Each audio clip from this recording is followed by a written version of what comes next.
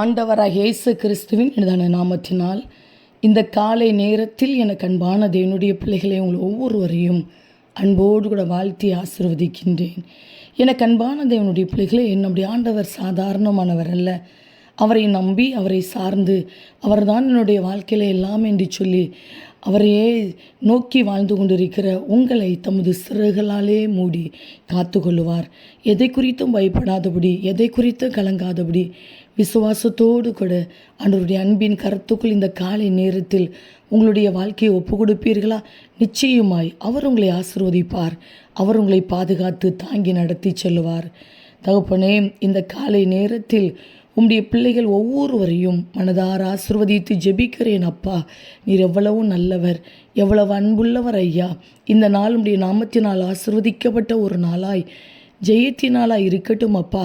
அவர் தமது சிறகுகளாலே உன்னை மூடுவார் என்று சொன்ன வார்த்தையின்படி இதோ உம்முடைய பிள்ளைகளை உம்முடைய சிறகுகளால் மூடி கர்த்தர் காத்து கொள்வீராக. இந்த நாளுக்குரிய சகல தேவைகளையும் சந்தித்து நடத்துங்கப்பா. எங்கெங்கே பிரயாணப்பட்டு போனாலும் பிரயாணங்கள் ஆசீர்வாதமாய் பாதுகாப்பாக இருக்கட்டும்.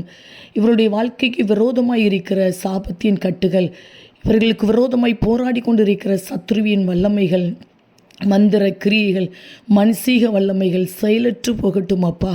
காரணம் இல்லாத பயங்கள், கலக்கங்கள், திகில்கள் உடைய பிள்ளைகளை விட்டு மாறட்டும்டி ஜெபிக்கிறேன் ஐயா. சரீரத்தில் நல்ல ஆரோக்கியத்தை கொடுங்கப்பா. வசிக்கிற வீட்டுக்குள்ளே சமாதானத்தோடு கூட வாழட்டும். படிக்கிற பிள்ளைகளுக்கு நல்ல ஞானத்தையும் பாதுகாப்பையும் கொடுங்கப்பா. வேலை செய்கிற பிள்ளைகளை, தொழில் செய்கிற பிள்ளைகளை ஆசீர்வதித்து ஜெபிக்கிறேன். தகப்பன் ஆசீர்வதிப்பீராக, பாதுகாத்து கொள்வீராக.